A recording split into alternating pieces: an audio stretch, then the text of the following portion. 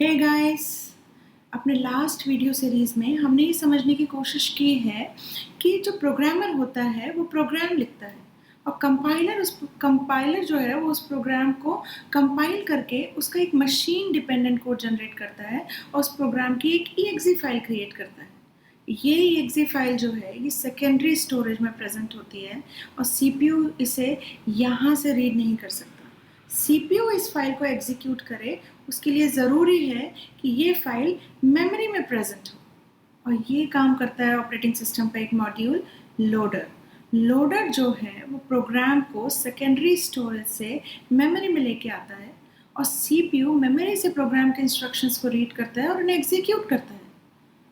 और इस video series में हम इस प्रोग्राम को मेमोरी में जो प्रोग्राम प्रेजेंट है इसे हम थोड़ा सा जूम इन करके देखते हैं और ये समझने की कोशिश करते हैं कि एक्चुअली इस प्रोग्राम के इंस्ट्रक्शंस और इसका डेटा मेमोरी में किस तरह से स्टोर होता है। Let's go.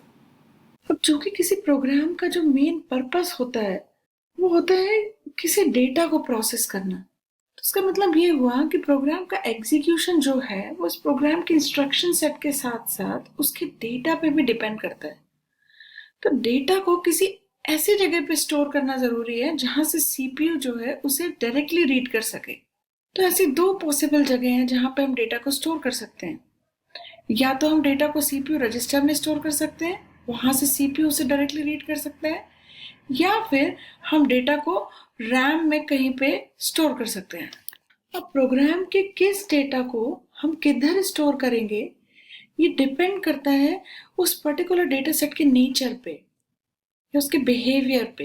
बिहेवियर मतलब कि कौन सा डेटा सेट कितना फ्रीक्वेंटली यूज हो रहा है या किस डेटा सेट को प्रोग्राम के कितने हिस्सों से एक्सेस कर सकते हैं या हमारा डेटा मेमोरी में हमें कितनी देर तक रखना है, किस डेटा के लिए कितनी मेमोरी एलोकेट करनी है।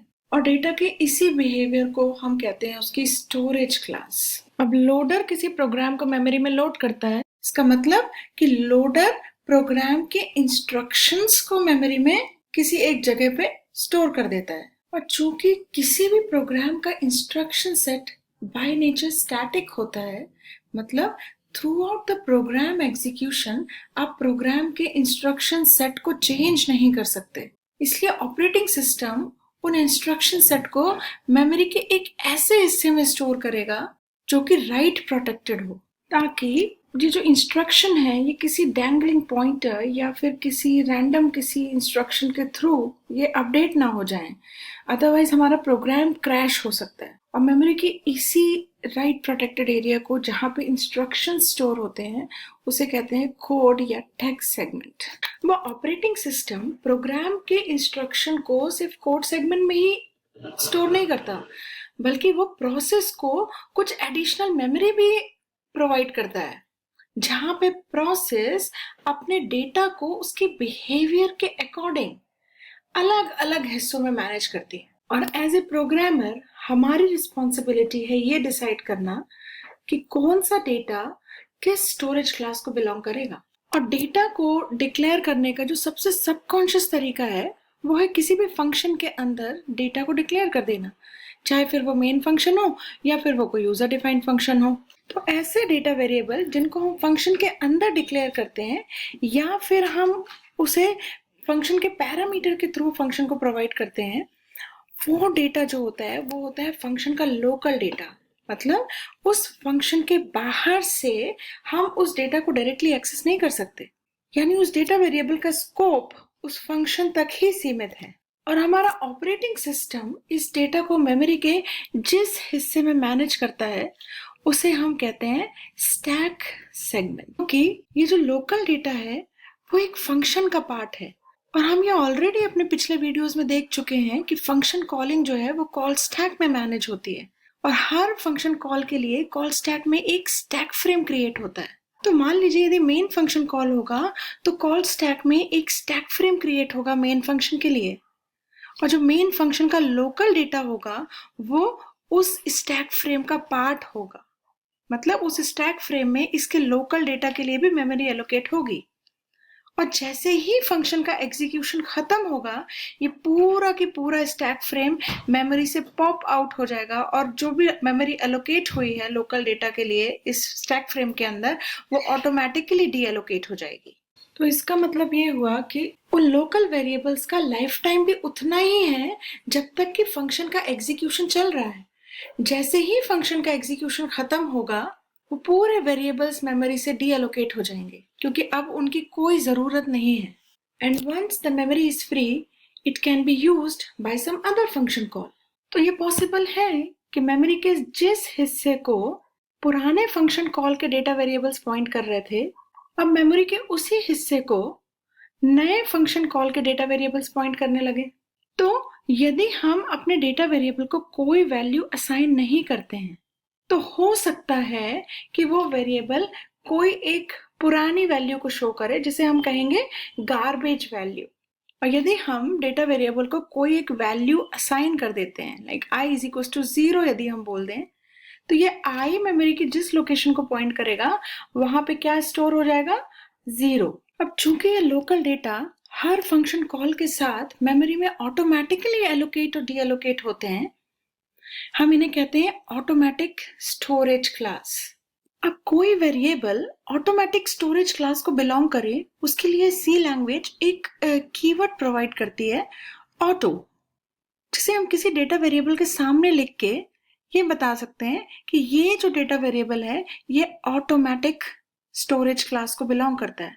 पर यदि हम ये ऑटो कीवर्ड नहीं लगाते हैं, तो जो फंक्शन का लोकल डेटा है वो अपने आप ऑटोमेटिक स्टोरेज क्लास को ही बिलोंग करता है और वो उसी तरह से ट्रीट होता है जैसे कि कोई ऑटो वेरिएबल ट्रीट होता है। तो अभी तक हमने ये देखा कि जो लोकल वेरिएबल है, जो ऑटोमेटिक वेरिएबल्स हैं, इनका स्कोप और लाइफ टाइम दोनों ही एक फंक्शन तक ही सीमित होती है।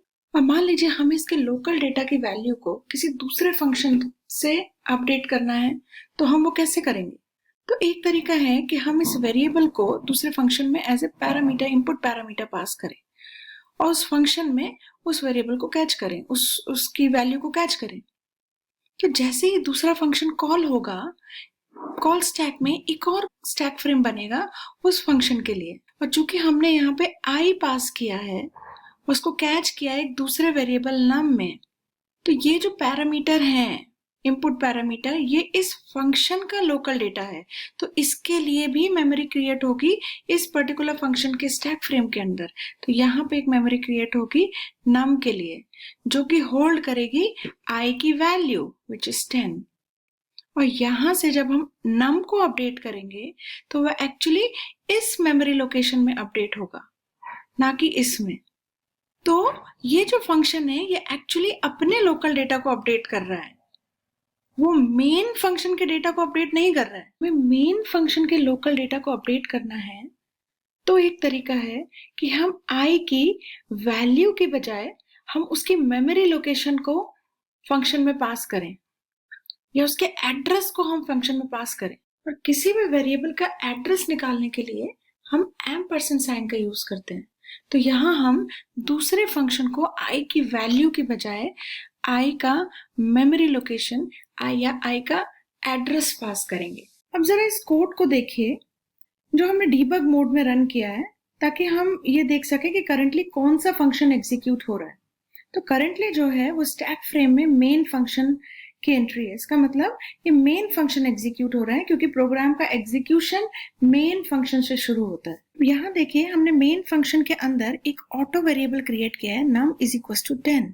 इसका मतलब है कि ये मेन का जो स्टैक फ्रेम है उसके अंदर एक num नाम का एक वेरिएबल क्रिएट हुआ है जिसकी वैल्यू है 10। क्योंकि हमें इसी लोकेशन की वैल्यू को अपडेट करना है, इसलिए हम फंक्शन को इस पर्टिकुलर वेरिएबल के एड्रेस को पास करेंगे। अब एड्रेस पास किया है इसलिए हम फंक्शन में इस वैल्यू को एक पॉइंटर वेरिएबल में कैच करेंगे। और चूंकि इंटीजर टाइप के डेटा वेरिएबल का एड्रेस पास किया है इसलिए हम इसे एक इंटीजर पॉइंटर में कैच करेंगे। अब जैसे ही इस फंक्शन का एग्जीक्यूशन शुरू होगा, देखिए स्टैक फ्रेम के अंदर इसके पैरामीटर num के लिए भी एक वेरिएबल क्रिएट हुआ है जो कि होल्ड करेगा मेन फंक्शन के num वेरिएबल के एड्रेस। अब इस वेरिएबल के सामने हम पॉइंटर साइन लगा के हम इसके इस पर्टिकुलर एड्रेस की वैल्यू को एक्सेस कर सकते हैं और उसे अपडेट कर सकते हैं। तो यहाँ से हमने इस एड्रेस की मेन का जो नम वेरिएबल है उसकी वैल्यू को 1 इंक्रीमेंट किया है और ये हो गई है 11। अब जरा इस प्रोग्राम के आउटपुट को देखिए कि हमने यहाँ पे मेन फंक्शन से नम की वैल्यू प्रिंट कराई है 10, फिर फंक्शन के अंदर से पॉइंटर नम की वैल्यू प्रिंट कराई है वो है 11 क्योंकि 1 इंक्रीमेंट हो गई है, और फंक्शन के एग्जीक्यूशन के बाद मेन फंक्शन से हमने दोबारा नम की वैल्यू प्रिंट कराई है विच इज 11। इसका मतलब है कि इस फंक्शन ने मेन फंक्शन के नम को अपडेट किया है। तो जब हम फंक्शन के लोकल डेटा को अपडेट करने के लिए किसी दूसरे फंक्शन को उसका एड्रेस पास करते हैं और दूसरे फंक्शन से उस पर्टिकुलर एड्रेस की लोकेशन को डायरेक्टली एक्सेस करते हैं और वहां पे अपडेट करते हैं, तो उसे हम कहते हैं कॉल बाय रेफरेंस। इस केस में हमारे लोकल डेटा की दूसरे फंक्शन में एक और कॉपी नहीं बनती, बल्कि दूसरा फंक्शन सेम डेटा वेरिएबल की मेमोरी लोकेशन को अपडेट करता है। अब जरा उस केस का आउटपुट देखिए जब हमने लोकल डेटा के एड्रेस को पास ना करके उसकी वैल्यू को पास किया है फंक्शन के अंदर। तो उस केस में आउटपुट देखिए, फंक्शन कॉल होने के पहले नम की वैल्यू 10 है, फंक्शन के अंदर नम की वैल्यू 11 है क्योंकि वो 1 इंक्रीमेंट हुई है, और फंक्शन कॉल होने के बाद नम की वैल्यू है 10। इसका मतलब है कि मेन फंक्शन की जो नम वेरिएबल है वो अपडेट नहीं हुआ है, बल्कि फंक्शन के अंदर जो नम वेरिएबल लोकल वेरिएबल क्रिएट हुआ था वो अपडेट हुआ है। और इस तरह से जब हम लोकल वेरिएबल को पास करते हैं तो उसे हम कहते हैं कॉल बाय वैल्यू, क्योंकि कॉल्ड फंक्शन के अंदर डेटा की कॉपी क्रिएट होती है। तो चलिए अब हम अपने फंक्शंस के लोकल वेरिएबल के एलोकेशन और डी एलोकेशन के एक दूसरे इम्प्लीकेशन को देखते हैं। तो यहाँ पे हमने इस प्रोग्राम में फंक्शन के अंदर एक लोकल वेरिएबल डिक्लेयर किया है int I is equals to 10, और हम इस डेटा को हम अपने मेन फंक्शन से प्रिंट कराना चाहते हैं। हमने चूंकि इस डेटा वेरिएबल के आगे कोई ऑटो कीवर्ड नहीं लगाया है, पर फिर भी ये ऑटोमेटिक स्टोरेज क्लास को बिलोंग करेगा। अब जरा इस प्रोसेस के हम कॉल स्टैक को देखें तो मेन फंक्शन का जो स्टैक फ्रेम है, हमने मेन में एक इंटीजर पॉइंटर वेरिएबल बनाया है जो कि किसी इंटीजर डेटा के एड्रेस को स्टोर करेगा, और फंक्शन के स्टैक फ्रेम में एक इंटीजर डेटा i के लिए एक मेमोरी एलोकेट हुई है जिसकी वैल्यू है 10। इस i की वैल्यू को मेन के थ्रू प्रिंट कराना है। इसके लिए ये फंक्शन जो है ये रिटर्न कर रहा है इस i का एड्रेस, जिसे हम कैच कर रहे हैं इस नम वेरिएबल। अब जैसे ही ये फंक्शन वैल्यू रिटर्न करेगा, एड्रेस को रिटर्न करेगा, इस फंक्शन का एग्जीक्यूशन खत्म हो जाएगा, और एग्जीक्यूशन खत्म होते ही ये पूरा स्टैक फ्रेम के लिए जो मेमोरी एलोकेटेड थी वो डी एलोकेट हो जाएगी। मतलब अब इस मेमोरी को कोई पॉइंट नहीं कर रहा है। तो जब हम पॉइंटर नम के थ्रू i की लोकेशन को एक्सेस करेंगे तो ये पॉसिबल है कि आपको कोई गार्बेज वैल्यू मिले। इनफैक्ट कुछ कंपाइलर तो आपको कंपाइलेशन एरर भी दे सकते हैं because it is not logical to return the address of a local data. तो देखिए इस प्रोग्राम को रन कराने पे हमें लाइन नंबर 11 पे एक कंपाइलेशन एरर मिल रही है क्योंकि हम इस फंक्शन के लोकल डेटा i का एड्रेस रिटर्न करा रहे हैं।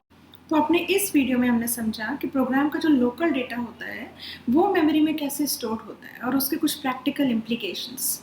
पर प्रोग्राम में सिर्फ लोकल डेटा तो होता नहीं है, तो अपने इसी टॉपिक को हम नेक्स्ट वीडियो में भी कंटिन्यू करते हैं और हम उसमें ये समझेंगे कि डेटा के और क्या क्या बिहेवियर हो सकते हैं और वो अपने बिहेवियर के अकॉर्डिंग मेमोरी में कैसे मैनेज होता है। तो अभी के लिए बस इतना ही।